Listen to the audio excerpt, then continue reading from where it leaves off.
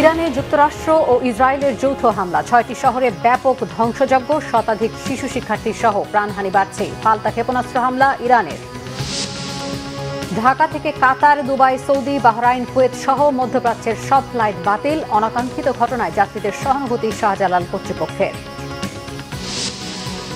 জামায়াতের ইফতারে প্রধানমন্ত্রী তারেক রহমান দেশবাসীর ভাগ্য পরিবর্তনে কাজ করার আহ্বান। সংসদে দায়িত্বশীল ভূমিকার আশ্বাস ডাক্তার শফিকের। দুর্নীতিবাজদের বিরুদ্ধে কঠোর হুঁশিয়ারি মির্জা ফখরুলের। চাঁদাবাজদের রক্ষা নেই বলেছেন রবিউল। চাঁদাবাজি বন্ধে কার্যকর পদক্ষেপ দাবি ব্যবসায়ী নেতাদের। নিজেদের মধ্যে তর্ক বিতর্ক থাকলেও জাতীয় স্বার্থে এক থাকার আশা সালাউদ্দিনের। নেতাকর্মীদের স্থানীয় নির্বাচনের প্রস্তুতি নেওয়ার আহ্বান নাহিদের। দেখছিলেন ক্রাউন সেভেন সংবাদ শিরোনাম।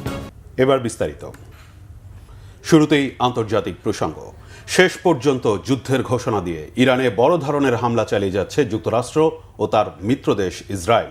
ইরানের রাজধানী তেহরান সহ 20টি প্রদেশে চলছে দফায় দফায় হামলা। এতে নিহত হয়েছেন ইরানের 2 কমান্ডার ও একটি গার্লস স্কুলের 86 শিক্ষার্থীর মৃত্যুর খবর পাওয়া গেছে। নিরাপদে সরিয়ে নেওয়া হয়েছে ইরানের সর্বোচ্চ ধর্মীয় নেতা আয়াতুল্লাহ আলী খামেনিকে। ইরানও পাল্টা হামলা চালিয়েছে ইসরায়েল সহ মধ্যপ্রাচ্যে থাকা কুয়েত, কাতার, সৌদি আরব ও বাহরাইনের মার্কিন ঘাঁটিগুলোতে। এদিকে ইরান হামলা ইস্যুতে জরুরি বৈঠক ডেকেছে জাতিসংঘ নিরাপত্তা পরিষদ। সঞ্জিদা ইসলাম তন্নির ডেস্ক রিপোর্ট। গেল কয়েক মাসের হুমকি আর হুঁশিয়ারির পর শেষ পর্যন্ত ইরানের বিরুদ্ধে যুদ্ধ ঘোষণা করে হামলা চালিয়ে যাচ্ছে আমেরিকা ও তার মিত্র ইসরায়েল। শনিবার ভোরের আলো ফোটার সাথে সাথেই ইসরায়েল ও মার্কিন বাহিনীর যৌথ আগ্রাসনে ক্ষতবিক্ষত ইরানের রাজধানী তেহরান সহ ইস্পাহান, কোম, কারাজ এবং কেরমানশাহ শহর। বিস্ফোরণের শব্দ শোনা গেছে তেহরানে খামেনির সদর দপ্তর ও প্রেসিডেন্সিয়াল প্রাসাদের কাছে। ইসরায়েলি হামলায় ক্ষতিগ্রস্ত হয়েছে ইরানের প্রতিরক্ষা মন্ত্রণালয় সহ গুরুত্বপূর্ণ কিছু সরকারি স্থাপনা। এছাড়া হামলা হয়েছে তেহরানে থাকা ইরানের গোয়েন্দা বিষয়ক মন্ত্রণালয়, প্রতিরক্ষা মন্ত্রণালয়, দেশটির পারমাণবিক শক্তি সংস্থা ও পারচিন সামরিক স্থাপনায়। ইরানের দক্ষিণাঞ্চলীয় হরমোজগান প্রদেশের মিনহাব শহরের একটি স্কুলে হামলা চালিয়ে শতাধিক শিক্ষার্থীকে হত্যা করেছে বর্বর ইসরায়েলি বাহিনী। সময়ের সাথে সাথে বাড়ছে এই সংখ্যা। এতে আহত আরও অনেকে। থেমে নেই ইরানও। ইসরায়েল সহ মধ্যপ্রাচ্যের বেশ কয়েকটি দেশের মার্কিন ঘাঁটিতে মিসাইল হামলা চালাচ্ছে ইরান। হামলা পাল্টা হামলায় চলছে গোটা মধ্যপ্রাচ্য। এমন পরিস্থিতিতে কোথায় আছেন, কেমন আছেন ইরানের সর্বোচ্চ ধর্মীয় নেতা আয়াতুল্লাহ আলী খামেনি ও প্রেসিডেন্ট মাসুদ পেজেশকিয়ান? মধ্যপ্রাচ্য কি পুড়ে ছাই হয়ে যাবে? ইরানের বিভিন্ন সংবাদ সংস্থা জানিয়েছে ইরানের সর্বোচ্চ নেতা আয়াতুল্লাহ আলী খামেনি তেহরানে নেই এবং তাকে নিরাপদ জায়গায় সরিয়ে নেওয়া হয়েছে। সম্পূর্ণ সুস্থ, অক্ষত ও নিরাপদ আছেন প্রেসিডেন্ট মাসুদ পেজেশকিয়ান। এর আগে তেহরানের অতি সুরক্ষিত পাস্তুর জেলায় দফায় দফায় বিস্ফোরণের শব্দ শোনা গেছে, যেখানে প্রেসিডেন্টের কার্যালয় ও সর্বোচ্চ নেতার বাসভবন অবস্থিত। তবে হামলার পর দ্রুত প্রেসিডেন্টের নিরাপত্তা নিশ্চিত করা হয়েছে বলে জানিয়েছে সংবাদ সংস্থাগুলো। দফায় দফায় পাল্টা হামলা চালিয়ে কড়া জবাব দিয়ে যাচ্ছে ইরানও। ইরানের হামলা থেকে ইসরায়েল তো বটেই, বাদ পড়ছে না সৌদি আরব, কাতার, কুয়েত, বাহরাইন, জর্ডান ও সংযুক্ত আরব আমিরাত সহ মধ্যপ্রাচ্যে থাকা মার্কিন ঘাঁটিগুলো। ইসরায়েল সহ মধ্যপ্রাচ্যে থাকা কোনো মার্কিন ঘাঁটি আর আমেরিকান সেনারা ইরানের হামলা থেকে রেহাই পাবে না বলে এরই মধ্যে হুঁশিয়ারি দিয়েছে দেশটির ইসলামিক রেভলিউশনারি গার্ড। এ ঘোষণার পর ইরানের মুহুর্মুহু হামলায় কেঁপে ওঠে ইসরায়েল। বিভিন্ন এলাকায় সাইরেন বেজে ওঠে। দেশটির উত্তরাঞ্চলে বিস্ফোরণের শব্দও শোনা গেছে। যুদ্ধ পরিস্থিতিতে সাধারণ জনগণকে নিরাপদ স্থানে সরে যাওয়ার নির্দেশ দিয়েছে ইসরায়েলি বাহিনী। সময়ের সাথে সাথে গোটা মধ্যপ্রাচ্যেই বাড়ছে হামলার তীব্রতা। তবে ইরানের একটি মিসাইল ভূপাতিতের দাবি করেছে কাতারের প্রতিরক্ষা মন্ত্রণালয়। কিন্তু কিছুক্ষণ পরেই রাজধানী দোহায় একাধিক বিস্ফোরণের শব্দ শোনা গেছে। ক্ষেপণাস্ত্র হামলা প্রতিহতের পর সাধারণ নাগরিকদের সামরিক ঘাঁটি থেকে দূরে নিজ বাড়িতে অথবা কোনো নিরাপদ স্থানে অবস্থানের নির্দেশ দিয়েছে কাতার সরকার। কাতারে অবস্থানরত আমেরিকান কর্মীদেরও নিরাপদ আশ্রয় কেন্দ্রে সরিয়ে নিয়েছে দোহায় অবস্থিত মার্কিন দূতাবাস। পরবর্তী নির্দেশ না দেওয়া পর্যন্ত তাদের সেখানেই অবস্থান করতে বলা হয়েছে। কাতারেই রয়েছে যুক্তরাষ্ট্রের সবচেয়ে বড় সামরিক স্থাপনা আল উদেইদ ঘাঁটিটি। কাতারের পর বাহরাইনে অবস্থিত মার্কিন নৌবাহিনীর ৫ম নৌবহরের সদর দপ্তর, কুয়েতের আল সালেম বিমান ঘাঁটি ও সংযুক্ত আরব আমিরাতের আল দাফরা বিমান ঘাঁটিতে মিসাইল হামলা চালিয়েছে ইরান। এছাড়া সৌদি আরব, দুবাই, কুয়েত ও সংযুক্ত আরব আমিরাতের রাজধানী আবুধাবিতেও ভয়াবহ বিস্ফোরণের খবর পাওয়া গেছে। এ ঘটনার পর নিজেদের আকাশসীমা বন্ধ ঘোষণা করেছে গালফভুক্ত দেশগুলো। সব ধরনের ফ্লাইট বাতিলের ঘোষণা করেছে কাতার ও তুরস্কের এয়ারলাইন্স।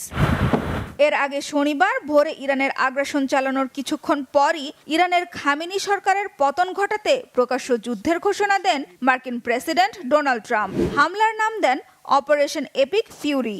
মিত্র ট্রাম্পের সুরে সুর মিলিয়ে ইসরায়েলি প্রেসিডেন্ট বেনিয়ামিন নেতানিয়াহু বলেছেন, ইরানে চালানো হামলা দেশটির জনগণকে খুনি শাসকের হাত থেকে মুক্তি দেবে।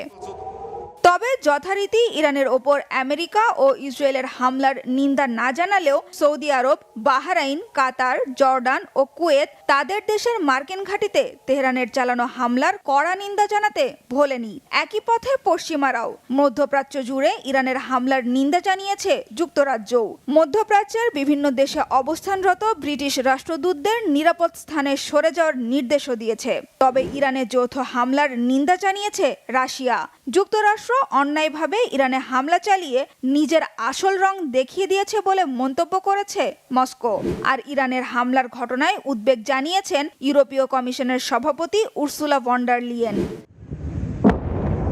তবে ইরানের ওপর মার্কিন হামলা খুব সহজে থামছে না বলে ইঙ্গিত দিয়েছে মার্কিন কর্মকর্তারা। আরও কয়েকদিন এই আগ্রাসন চলবে বলে জানিয়েছে তারা। এমন অবস্থায় ইরানে হামলা ভয়াবহ পরিণতি নিয়ে আসতে পারে বলে মনে করছেন বিশ্লেষকরা। তাদের শঙ্কা, এই হামলা পাল্টা হামলা গোটা মধ্যপ্রাচ্য জুড়ে যুদ্ধের আগুন ছড়িয়ে দিতে পারে। সানজিদা ইসলাম তন্নি, বাংলা ভিশন, নিউজ ডেস্ক।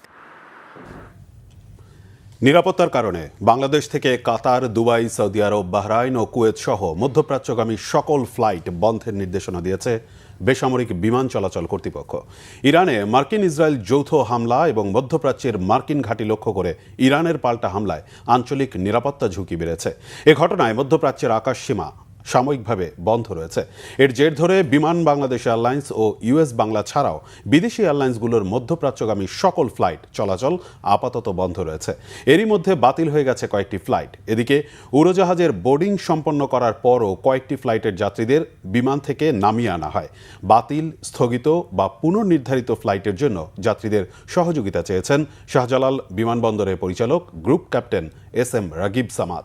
এদিকে বিমান বাংলাদেশ এয়ারলাইন্সের পক্ষ থেকে মধ্যপ্রাচ্য যাওয়ার পরবর্তী ফ্লাইটের যাত্রীদেরকে 13636 নম্বরে কথা না বলে এয়ারপোর্টে না যাওয়ার অনুরোধ জানানো হয়েছে।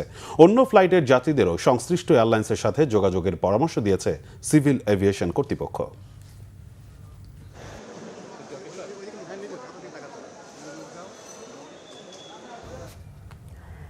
বিরোধী দল জামায়াতে ইসলামী আয়োজিত ইফতারে আজ যোগ দেন প্রধানমন্ত্রী তারেক রহমান। দাওয়াত দেওয়ার জন্য জামাতকে ধন্যবাদ জানিয়ে প্রধানমন্ত্রী বলেন, দেশ একটি গুরুত্বপূর্ণ সময় পার করছে। হাজারো আত্মত্যাগের বিনিময়ে দেশে গণতন্ত্রের যাত্রা শুরু হয়েছে। এই জন্য রাজনৈতিক দলগুলোকে দেশের মানুষের ভাগ্য পরিবর্তনের জন্য কাজ করতে হবে। সংসদে বিরোধী দলীয় নেতা ও জামায়াতের আমির ডাক্তার শফিকুর রহমান বলেছেন, জাতিকে বিশ্বের বুকে একটি সম্মানের জায়গায় প্রতিষ্ঠিত করতে সরকারি ও বিরোধী দল একসাথে কাজ করবে। রিপোর্ট করছেন সিকান্দার রহমান। রাজধানীর চীন মৈত্রী সম্মেলন কেন্দ্রে ইফতার মাহফিলের আয়োজন করে বাংলাদেশ জামাতে ইসলামী। বিকেল 5:30টার দিকে অনুষ্ঠানে যোগ দেন প্রধানমন্ত্রী তারেক রহমান। শুভেচ্ছা বক্তব্যে প্রধানমন্ত্রী বলেন, দেশের মানুষ রাজনৈতিক দলগুলোর দিকে তাকিয়ে আছে। মানুষের ভাগ্যের উন্নয়নে কাজ করতে রাজনীতিবিদদের শপথ নেওয়ার আহ্বান জানান তারেক রহমান। বাংলাদেশের মানুষ আজকে অনেক প্রত্যাশা নিয়ে, অনেক আকাঙ্ক্ষা নিয়ে, অনেক আশা নিয়ে আমাদের সকলের দিকে তাকিয়ে আছে, বিশেষ করে রাজনৈতিক দলগুলোর দিকে তাকিয়ে আছে। আজকে আমাদের এই ইফতার মাহফিলে আসুন আমরা আল্লাহর নামে শপথ গ্রহণ করি যে আমাদের আগামী দিনের কাজগুলো হবে এই দেশের মানুষের ভাগ্য পরিবর্তনের জন্য। আসুন আমরা আল্লাহর দরবারে সেই রহমত চাই যার মাধ্যমে আল্লাহ আমাদেরকে এই দেশের মানুষের ভাগ্য পরিবর্তনের জন্য, এই দেশের ভাগ্য পরিবর্তনের কাজ করার তৌফিক আমাদেরকে আল্লাহ তাআলা দিবেন। সভাপতির বক্তব্যে বিরোধী দলীয় নেতা ডাক্তার শফিকুর রহমান বলেন, সংসদে গতানুগতিক ভূমিকা না রেখে দায়িত্বশীল ভূমিকা পালন করবেন তারা। আমরা গতানুগতিক কোনো বিরোধী দল হিসাবে এই সংসদে ফাংশন করতে চাই না। আমরা চাই এই সংসদ হোক অর্থবহ, জনগণের সমস্ত চাওয়া পাওয়ার কেন্দ্র। সরকারি দল তারাও যেমন দায়িত্বশীল ভূমিকা পালন করবেন, আমরাও বিরোধী দলের অবস্থান থেকে দায়িত্বশীল গঠনমূলক ভূমিকা পালন করতে চাই। জামাত ইসলামী আয়োজিত ইফতার মাহফিলে বিএনপি ছাড়াও বাংলাদেশ খেলাফতে মজলিস, জাকপা, এনসিপি, নাগরিক ঐক্য, এলডিপি সহ বিভিন্ন রাজনৈতিক দলের নেতা, বিশিষ্ট ব্যক্তি, সাংবাদিক সহ নানা শ্রেণী পেশার মানুষ যোগ দেন। সিকান্দার রেমান, বাংলা ভিশন, ঢাকা। এদিকে মানুষের ভাগ্য পরিবর্তনের জন্য কর্মকর্তা কর্মচারীদের কাজ করার আহ্বান জানিয়েছেন প্রধানমন্ত্রী তারেক রহমান। প্রধানমন্ত্রীর কার্যালয় এবং অধীনস্থ দপ্তর ও সংস্থার সর্বস্তরের কর্মকর্তা কর্মচারীদের সাথে আজ প্রথমবারের মতো মতবিনিময়ে তিনি আহ্বান জানান। তারেক রহমান বলেন, রাষ্ট্র এবং জনগণের কল্যাণে রাষ্ট্রের গোপনীয়তা এবং নিয়মানুবর্তিতা বজায় রেখে কাজ করতে হবে। দেশের মানুষ বিপুল ভোটে নির্বাচিত করে 5 বছরের জন্য বিএনপিকে সরকার পরিচালনার দায়িত্ব দিয়েছে। স্মরণ করিয়ে দেন, এই দায়িত্ব তখনই সঠিকভাবে পালন করা যাবে যখন প্রধানমন্ত্রীর কার্যালয়ের কর্মকর্তা কর্মচারীরা যথাযথভাবে সহায়তা করবেন। তারেক রহমান বলেন, তার সরকারের মূল লক্ষ্য সুখী সমৃদ্ধ দেশ গঠন। দেশ থেকে দুর্নীতি দূর করতে কর্মকর্তা কর্মচারীদের পূর্ণ সহযোগিতা প্রত্যাশা করেন তিনি। প্রধানমন্ত্রী বলেন, নির্বাচনী ইশতেহার অনুযায়ী শিক্ষা, স্বাস্থ্য ও মানুষের নিরাপত্তা সহ বিভিন্ন খাতে নিজের পরিকল্পনা বাস্তবায়নে তার সরকার অঙ্গীকারাবদ্ধ।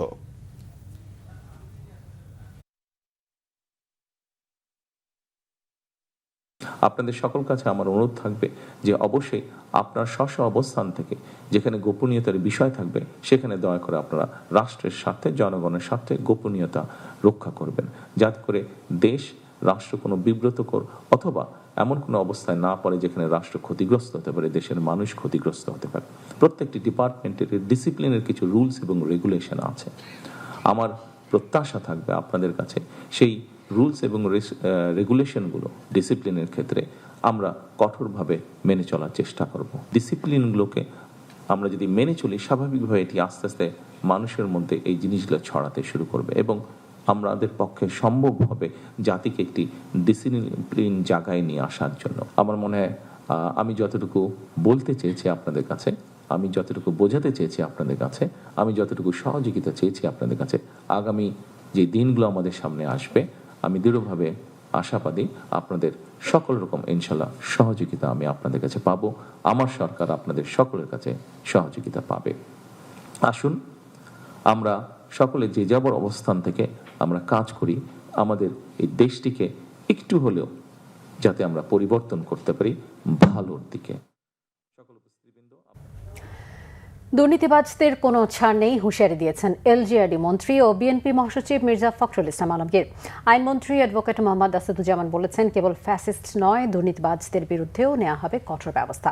এদিকে ঈদে পরিবহন সেক্টরে চাঁদাবাজি ও অতিরিক্ত ভাড়া নিলে কঠোর শাস্তির হুঁশিয়ারি দিয়েছেন সড়ক পরিবহন ও সেতুমন্ত্রী শেখ রবিউল আলম। রিপোর্ট সিরাজুম মনির শুভর। বিএনপি দুর্নীতিকে কখনো প্রশ্রয় দেয়নি, দেবেও না, জানিয়েছেন স্থানীয় সরকার মন্ত্রী ও বিএনপি মহাসচিব মির্জা ফখরুল ইসলাম আলমগীর। ঠাকুরগাঁও জেলা প্রশাসক সম্মেলন কক্ষে এক মতবিনিময় সভায় তিনি কথা বলেন। মির্জা ফখরুল বলেন, যার যেটা কাজ সে সেটা করবেন, যারা দুর্নীতি করবে তাদের দেখার জন্য দুদক আছে। দুর্নীতিকে কোনোভাবেই প্রশ্রয় দেওয়া যাবে না। এ সময় 2027 সালের মধ্যেই ঠাকুরগাঁও মেডিকেল কলেজ চালুর প্রতিশ্রুতি দেন মন্ত্রী। জোর দেন মাদক নিয়ন্ত্রণের বিষয়েও।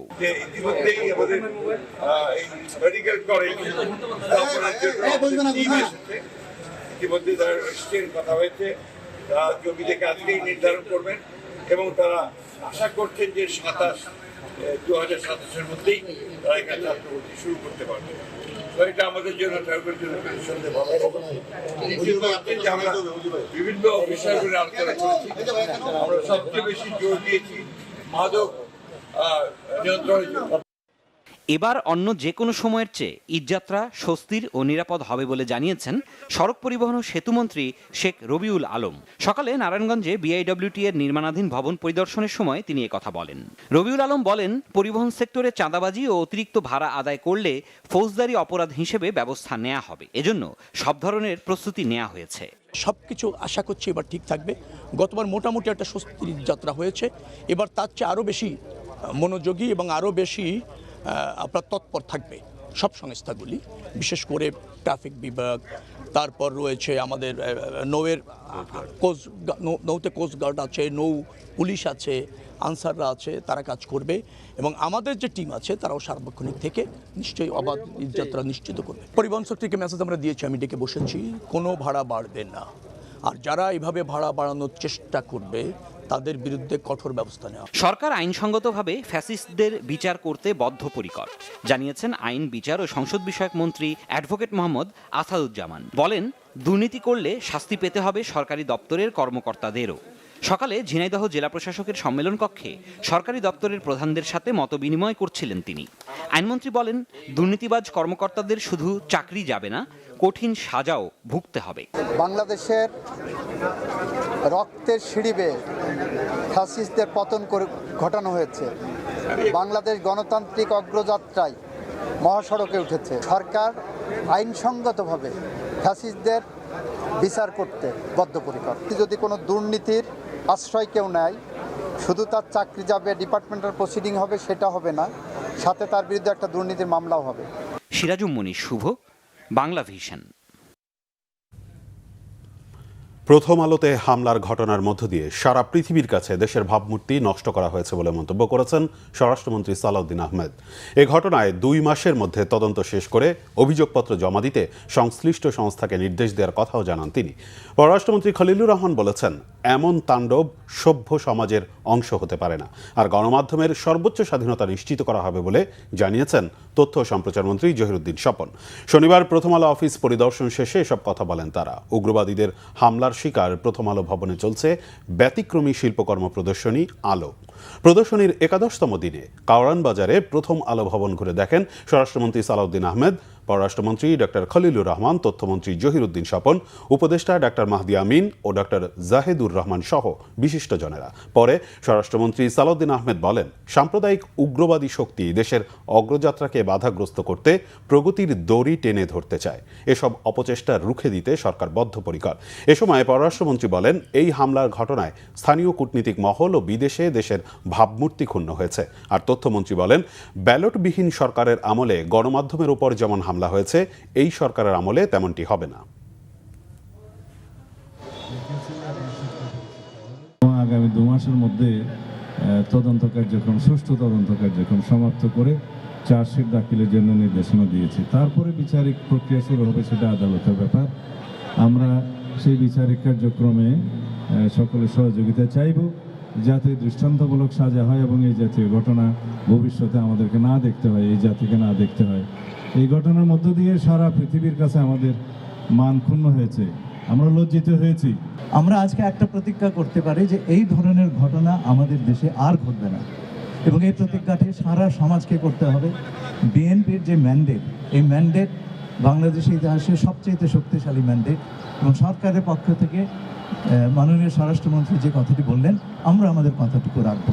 যে কোনো গণমাধ্যমের উপরে যে কোনো ধরনের আক্রমণকেই আমরা সভ্যতার উপরে আক্রমণ হিসেবে বিবেচনা করি। এই ধরনের অপশক্তি যাতে সমাজে প্রশ্রয় না পায়, রাষ্ট্র এবং সরকার এ বিষয়ে গভীরভাবে সচেতন থাকবে এবং বিভিন্ন পদক্ষেপ গ্রহণ করবে।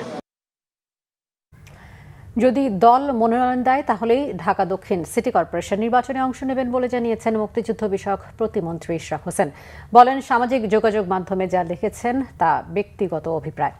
দুপুরে ঢাকা দক্ষিণ সিটি কর্পোরেশনের প্রশাসক আব্দুল সালামের সাথে সৌজন্য সাক্ষাৎ শেষে তিনি এসব কথা বলেন। ইশরাক হোসেন জানান, ঢাকার সমস্যা নিরসন নিয়ে প্রশাসকের সাথে ফলপ্রসূ আলোচনা হয়েছে। আগামী বর্ষার আগে ডেঙ্গুর প্রকোপ নিয়ন্ত্রণে ব্যবস্থা নেওয়া এবং জলাবদ্ধতা নিরসন নিয়ে কার্যকর পদক্ষেপ গ্রহণ করা হবে। বলেন, ঢাকার নির্বাচিত সংসদ সদস্যদের দ্রুত সময়ের মধ্যে নাগরিক সেবা পৌঁছে দিতে নির্দেশ দিয়েছেন প্রধানমন্ত্রী তারেক রহমান। জাতীয় নির্বাচনের প্রসঙ্গ টেনে ইশরাক হোসেন অভিযোগ করেন, ঢাকা 6 আসনে জামায়াতের প্রার্থী অস্বাভাবিক হারে ভোট পেয়েছে, যা কল্পনার বাইরে। ভোটার তালিকা তদন্ত করে দেখা উচিত, এখানকার ভোটার কারা।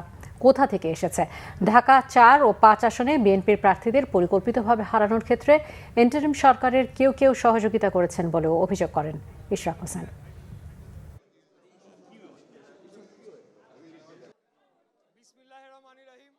ঢাকা শহরের নাগরিক সমস্যা নিয়ে আজকে থেকে না, দীর্ঘদিন যাবৎ আমি কাজ করে আসছি এবং পার্টির বিভিন্ন ফোরামেও নাগরিক সমস্যা সংক্রান্ত যে কোনো প্রোগ্রামে আমি সবসময় যুক্ত থাকতাম। ঢাকা দক্ষিণের পক্ষ থেকে, ঢাকা উত্তর থেকে জনাব তাবিত আওয়াল ইমিডিয়েট পাস্ট ক্যান্ডিডেট হিসেবে আমরা কাজ করেছি।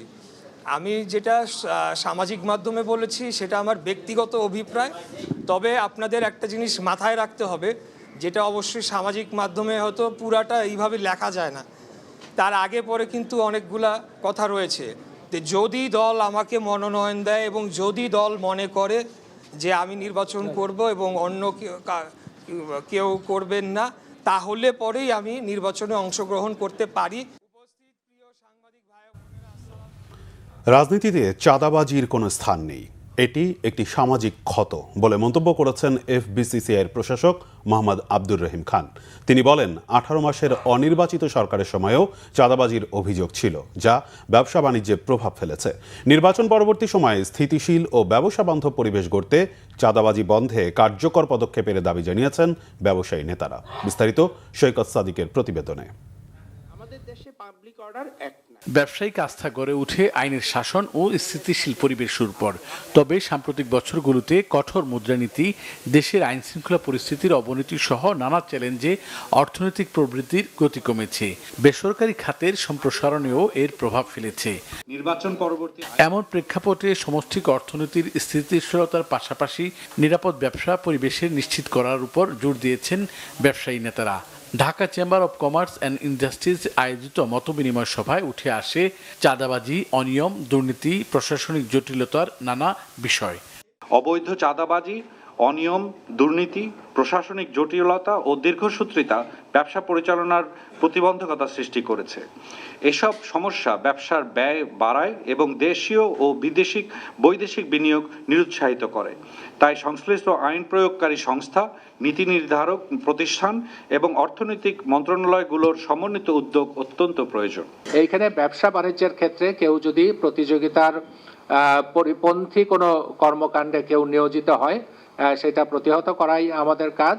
সেই ক্ষেত্রে আপনারা নিজেরাও আমাদের কাছে অভিযোগ করতে পারেন, অথবা আমাদেরকে ইনফরমেশন দিলে আমরা সুমোটো আমরা মামলা করে সেই ধরনের ব্যবস্থা নিতে পারি। 18 মাসের অনির্বাচিত সরকারের সময়ও চাঁদাবাজির অভিযোগ ছিল বলে মন্তব্য করেছেন এফবিসিসিআইয়ের প্রশাসক। বলেন, গণতান্ত্রিক পরিবেশ ও সুষ্ঠু বাজার ব্যবস্থাপনা ছাড়া আইন শৃঙ্খলা স্বাভাবিক থাকে না। আমরা ঘুরে ফিরেই আজকে আলোচনায় আসছে যে আইন শৃঙ্খলা পরিস্থিতি, আরেকটা হলো বাজার ব্যবস্থাপনা। সত্যিকার অর্থে গণতান্ত্রিক পরিবেশ ছাড়া এই দুটোর কোনোটাই স্বাভাবিকভাবে কাজ করার কোনো সুযোগ নেই। দ্বিধা নাই যে এই দুটি ক্ষেত্রে আমাদের সমস্যাও ছিল। জনগণের আস্থা কোথায়? জনগণের আস্থা থাকবে গণতান্ত্রিক ব্যবস্থার উপরে। সভায় ব্যবসায়ী প্রতিনিধিরা বলেন, নির্বাচন পরবর্তী সময়ে স্থিতিশীল ও ব্যবসা বান্ধব পরিবেশ গড়তে আইন শৃঙ্খলা রক্ষাকারী বাহিনী, স্বরাষ্ট্র ও বাণিজ্য মন্ত্রণালয় সহ সংশ্লিষ্ট সংস্থাগুলোকে সমন্বিত উদ্যোগ নেওয়া জরুরি।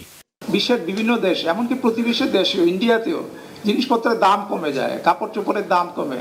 ইউরোপে আপনার বড়দিনের আগে পরে দেখবেন যে মার্কেট সয়লাভ হয়ে যায়, মানে এই সমস্ত ওই মূল্যহ্রাসের ইয়াতে। আর আমরা কেমনে জিনিসের দাম বাড়াবো সেই চিন্তায় থাকি। অর্থনৈতিক প্রবৃদ্ধি নিশ্চিত করতে সকলের সমষ্টিক প্রচেষ্টার উপরও জোর দিয়েছেন ব্যবসায়ী নেতারা। নাগরিকের জীবন মান উন্নয়ন করবে। সৈকত সাদিক, বাংলা ভিশন, ঢাকা। স্বরাষ্ট্রমন্ত্রী সালাউদ্দিন আহমেদ বলেছেন, নিজেদের মধ্যে তর্ক বিতর্ক থাকলেও জাতীয় স্বার্থে এক থাকব, জাতীয় সংসদ হবে আলোচনার কেন্দ্রবিন্দু। এবার 6টি আসনে জিতলেও এনসিপি একদিন রাষ্ট্র ক্ষমতায় যেতে পারে বলেও মন্তব্য করেন তিনি। দলটির প্রথম প্রতিষ্ঠাবার্ষিকী উপলক্ষে আলোচনা সভায় অংশ নিয়ে তিনি কথা বলেন। এ সময় জুলাই সনদ বাস্তবায়নে সরকারের প্রতি আহ্বান জানান জামাতের সেক্রেটারি জেনারেল মিয়া গোলাম পারওয়ার। বিস্তারিত ওমর ফারুকের রিপোর্টে। প্রতিষ্ঠার 1 বছর পালন করল তরুণদের সংগঠন জাতীয় নাগরিক পার্টি এনসিপি। শনিবার রাজধানীর আবহানী মাঠে প্রতিষ্ঠাবার্ষিকী ইফতার মাহফিল ও আলোচনা সভার আয়োজন করে সংগঠনটি। এতে অংশ নেন দলটির কেন্দ্রীয় নেতৃবৃন্দ সহ বিশিষ্ট নাগরিক ও বিভিন্ন রাজনৈতিক দলের নেতৃবৃন্দ সহ মন্ত্রী পরিষদের সদস্যরা। এতে অংশ নিয়ে স্বরাষ্ট্রমন্ত্রী সালাউদ্দিন আহমেদ বলেন, সবাই জাতীয় স্বার্থে এক থাকব, সংসদে তর্ক বিতর্ক থাকবে, তবে সবকিছু সমাধান হবে সংসদে। গণতন্ত্রের মাঠে শত ফুল ফুটবে। অনেক ফুলকে আমরা দেখেছি যারা শুধু রাজনৈতিক সাইনবোর্ড হিসেবে ব্যবহৃত হয়, কিন্তু এনসিপি যেন সত্যিকার অর্থে এদেশের মানুষকে প্রতিনিধিত্ব করে, এদেশের জনমানুষের আকাঙ্ক্ষাকে ধারণ করে। 2024 জুলাইয়ের ছাত্র গণ অভ্যুত্থানের শহীদের প্রত্যাশা এবং আকাঙ্ক্ষাকে যেন বাস্তবায়ন করে। বিশেষ অতিথির বক্তব্যে জামায়াতের সেক্রেটারি জেনারেল মিয়া গোলাম পরার বলেন, নির্বাচনে অংশ নিয়ে 6টি আসনে জয়ী হয়ে এনসিপি মানুষের আস্থার জায়গা তৈরি করেছে। এ সময় সরকারের প্রতি জুলাই সনদ বাস্তবায়নের দাবি জানান তিনি। জুলাই সনদে ঐক্যমতের ভিত্তিতে 48টি সাংবিধানিক পরিবর্তনের যে সংস্কারে আমরা সবাই স্বাক্ষর করেছি, যেটা বিপুল গণভোটের মধ্য দিয়ে হায় জয়যুক্ত করে এদেশের জনগণ রক্ত দিয়ে গড়া জুলাই সনদের প্রতি সমর্থন জানিয়েছে, সরকারি দলের উচিত হবে না সেগুলো বাস্তবায়ন না করে তার কোনো ব্যতিক্রম, কোনো সামান্য বিচ্যুতিও কিন্তু এদেশের জনগণের কাছে মোটেই পছন্দ হবে না। সমাপনী বক্তব্যে এনসিপির আহ্বায়ক নাহিদ ইসলাম দলের নেতাকর্মীদের সামনের দিনে স্থানীয় নির্বাচনে প্রস্তুতি নেওয়ার আহ্বান জানান।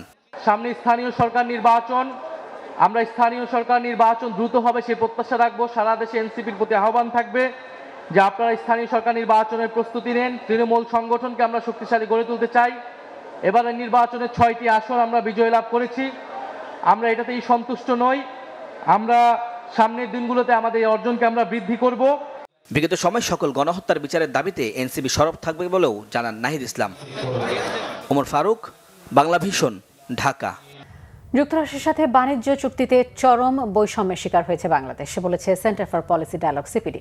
তাই যুক্তরাষ্ট্রের সাথে করা চুক্তি থেকে বর্তমান সরকারের সরে আসা উচিত।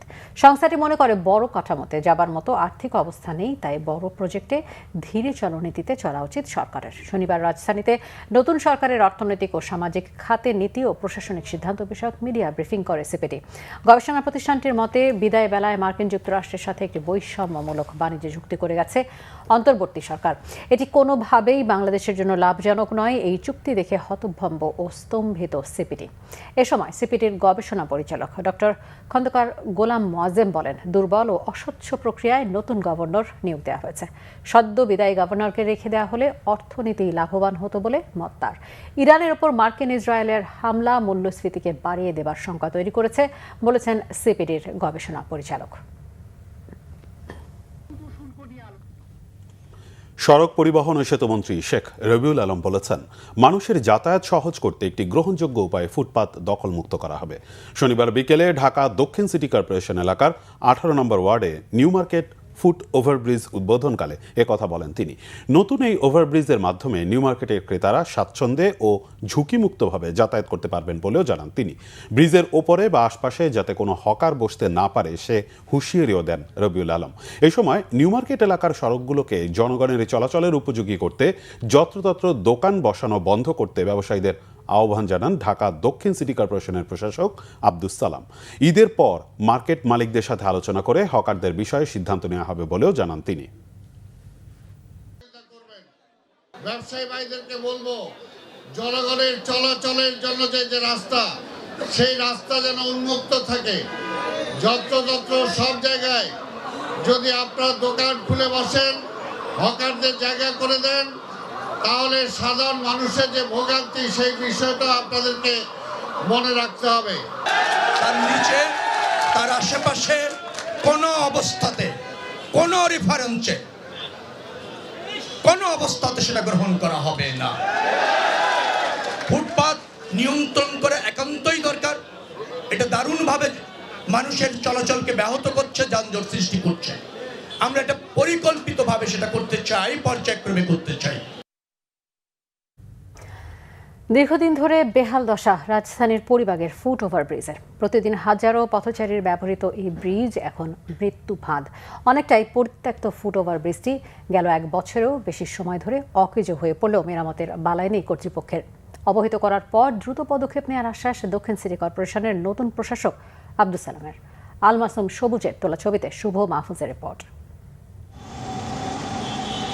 রাজধানীর শাহবাগ ও বাংলা মোটর সড়কের সংযোগস্থলে অবস্থিত Paribagh foot overbridge. Hotel intercontinental থেকে বাংলা মোটর পর্যন্ত লম্বা দূরত্বের এই সড়কের মাঝে নেই কোথাও জেব্রা ক্রসিং, যার কারণে যাতায়াতকারী পথচারীদের একমাত্র উপায় পরিবাগের এই ফুট ওভারব্রিজ। যদিও গেল 1 বছর ধরে অনেকটাই পরিত্যক্ত হয়ে আছে হাজার মানুষের রাস্তা পারাপারের এই মাধ্যমটি। ব্রিজটির বাংলা মোটর প্রান্তের সিঁড়ির মাঝের অংশ সম্পূর্ণ ভেঙে পড়েছে, অন্য অংশের সিঁড়িগুলোরও মরিচা ধরে ছোট বড় ফাটল ধরে নড়বড়ে হয়ে আছে। ব্রিজের উপরে এবং নিচে গড়ে উঠেছে নেশাগ্রস্তদের আড্ডা ও মলমূত্র ত্যাগের স্থান। প্রবেশপথে ঝুঁকিপূর্ণ ও মৃত্যুফাত লিখে রাখলেও দীর্ঘদিন থেকেই মেরামতের বালাই নেই কর্তৃপক্ষের। উপায় না পেয়ে দুর্ঘটনার ঝুঁকি মাথায় নিয়েও অনেকে রাস্তা পারাপারের জন্য ব্যবহার করছেন ব্রিজটি। ভয় লাগছে, কিন্তু ডিভাইডেড মানে রাস্তায় ওই পাশে যাওয়ার মতো এইখানে আর এইটা ছাড়া আর অন্য কোনো ওয়ে নাই, এই জন্য ঝুঁকি থাকা সত্ত্বেও আশা লাগলো আর কি। কারণ আমাকে অনেক দূর সামনে দিয়ে ঘুরে আসতে হবে, ইফতারের সময় হয়ে গেছে, যেন তাড়াহুড়ো করে জন্য এখান দিয়ে পার হইলাম। ব্রিজটা ঝুঁকিপূর্ণ হয়ে গেছে, দুই পাশেই আটকানো, ব্রিজের নিচে ময়লা, এখান থেকে পার হতে পারতেছি না, এখান থেকে আবার এক্সট্রা রিক্সা নিয়ে যাইতে হবে। জেব্রা ক্রসিং না থাকলেও অনেকেই আবার দীর্ঘ সময় অপেক্ষা করে নিচ দিয়ে রাস্তা পার হচ্ছেন। দীর্ঘদিন থেকে বৃষ্টির এমন অচল অবস্থার পরও কর্তৃপক্ষের পদক্ষেপ না নেয়ায় ক্ষোভ প্রকাশ করেছে পথচারীরা। এটার অবস্থাটা আস্তে আস্তে খুব খারাপ হয়ে গেছে, কিন্তু আজকে তো দেখলাম যে সাইনবোর্ডই টানানো, এটা টানে তো লাভ নাই, কাজ করতে হবে, পাবলিকের যাতে অসুবিধা না হয় সেটা দেখতে হবে, লাগাই লাভ কি, মানুষ তো এর উপর দিয়ে ডিঙে আসতেছে। ওইটা আগে থেকে ইউজ করা যাচ্ছিল না, শুধু এইটা আর এটা ইউজ করা যাচ্ছিল, এখন ওইটাও ওই পাশটা খুব ভেঙে গেছে, এটা আসলে খুবই ঝুঁকিপূর্ণ হয়ে গেছে এই এলাকার লোকজনের জন্য। এই বিষয়ে জানতে চাইলে দ্রুত মেরামতের আশ্বাস দেন ঢাকা দক্ষিণ সিটি কর্পোরেশনের নবনিযুক্ত প্রশাসক আব্দুস সালাম। পরিবাগে বলছেন আপনি, সেটা আমি দেখবো, যত দ্রুত সম্ভব সেটাকে চালু করা যায় আমি ব্যবস্থা করব। চলাচলের অনুপযোগী ফুট ওভারব্রিজগুলো দ্রুত সময়ের মধ্যে মেরামত করার কথাও জানান দক্ষিণ সিটির প্রশাসক। শুভ মাহফুজ, বাংলা ভিশন, ঢাকা। শরীয়তের বিধান উপেক্ষা করে গত কয়েক বছর ধরে সৌদি আরবের সাথে মিল রেখে দেশে কিছু মানুষের রোজা ও ঈদ পালন মুসলমানদের মাঝে অনৈক্য বিভ্রান্তি তৈরি করছে বলে অভিযোগ করেছে বাংলাদেশ হেলাল কমিটি। শনিবার জাতীয় প্রেস ক্লাবে এক সংবাদ সম্মেলনে এ অভিযোগ করেন বক্তারা। তাদের মতে চন্দ্রমাসের সঠিক তারিখ নির্ণয় ও ইসলামী শরিয়তের বিধিবিধান পালনের ক্ষেত্রে কুরআনের ও হাদিসের অপব্যাখ্যা জনমনে এ বিভ্রান্তি সৃষ্টি করছে। বলেন, কিছু অঞ্চলে ব্যক্তি উদ্যোগেও এমনটা হচ্ছে। রোজা ও ঈদের মতো গুরুত্বপূর্ণ ইবাদতের ক্ষেত্রে শরিয়তের সঠিক পদ্ধতি অনুসরণ করা অপরিহার্য বলেও মনে করেন তারা। সংবাদ সম্মেলনে চট্টগ্রাম জামিয়া আহমদিয়া সুন্নিয়া আলিয়া মাদ্রাসার সাবেক অধ্যক্ষ মুফতি সৈয়দ মোহাম্মদ আসিউর রহমান, ইসলামিক ফাউন্ডেশন বাংলাদেশের সাবেক গভর্নর ও বাংলাদেশ হেলাল কমিটির আহ্বায়ক ডক্টর মুফতি কাফিল উদ্দিন সরকার সালেহী সহ আরও অনেক ওলামা মাশায়েখ উপস্থিত ছিলেন।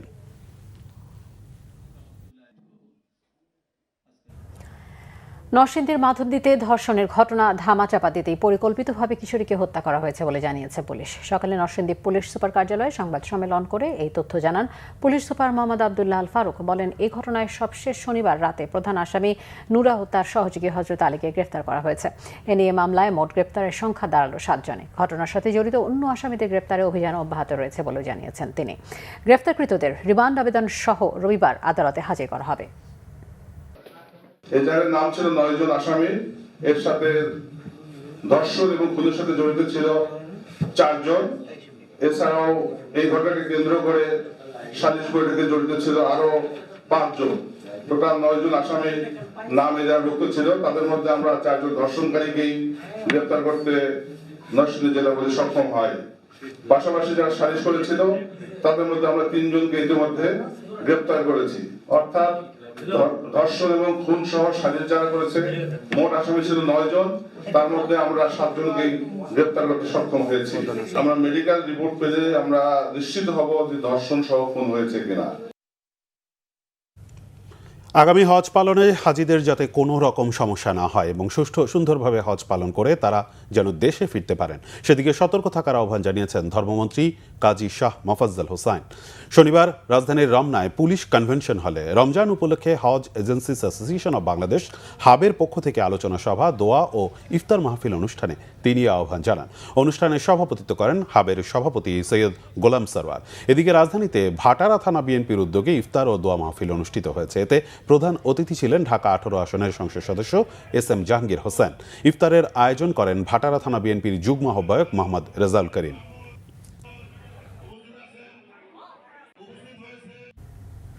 সংবাদ শেষ করব, তবে যাবার আগে ক্রাউন সিমেন্ট শিরোনামগুলো জানাবো আরেকবার।